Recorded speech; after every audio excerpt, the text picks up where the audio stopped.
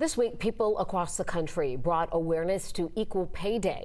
Advocates for equal pay say women have to work this long into the new year to make what their male peers made last year. Well, of more than the 167 million people part of the U.S. workforce, over 70 million are women. So here's the gender pay gap simply explained with Zincle Asamoah.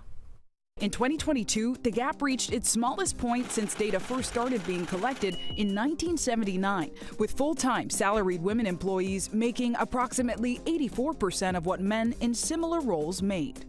But in 2023, the gap widened once again, the first significant widening of the gender pay gap since 2003. Quick history lesson. When the United States entered the Second World War in 1941, men were shipped overseas by the millions, leaving jobs on the home front. The U.S. government encouraged women to join the workforce. Ad campaigns like Rosie the Riveter urged women to believe we can do it. But not everyone was included. Many employers refused to hire black women during World War II.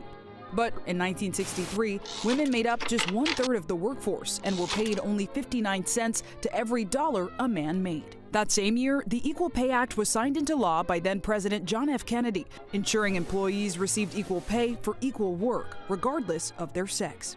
But the legislation wasn't a fix-all. In 1998, Lilly Ledbetter filed a discrimination lawsuit after she learned her employer was paying her less than men who were doing the same job. I just could not believe that they would separate the female pay so far down the line away from my male peers. Ledbetter's lawsuit made it all the way to the Supreme Court and the White House. Accompanied by Mrs. Lilly Ledbetter. The Lilly Ledbetter Fair Pay Act, signed into law by President Barack Obama in 2009. I signed this bill for my daughters and all those who will come after us. Some people may dispute this idea that the gender pay gap exists. Yeah, many people will deny the gender pay gap is real, but it is representative of some of the systemic issues that women face in terms of equal opportunity in the workplace. Ruth Thomas is a pay equity strategist at PayScale, a company that tracks salaries across industries. The figures that we've been talking about today are the average pay gap. There is a different type of pay gap, which is called the controlled pay gap, and that measures equal pay for equal work.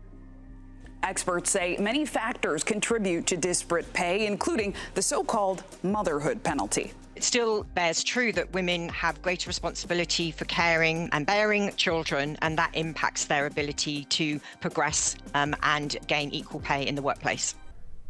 All right, thanks to Zincle for that report. There are also disparities based on race and ethnicity.